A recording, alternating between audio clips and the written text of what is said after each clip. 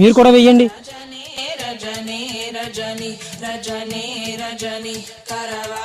చాలా థ్యాంక్స్ అండి ఇక్కడ దాకా తీసుకొచ్చినందుకు. అదేముందిలే, సాటి మనిషికి సాయం చేయడం అదో గొప్పతనం.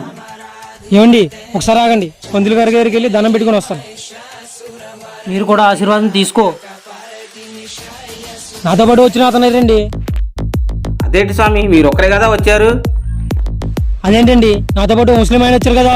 లేదు స్వామి, మిగతా ఎవరో రాలేదు, మీరు ఒక్కరే కదా వచ్చారు. అంటే వచ్చింది నాతో శివయ్య.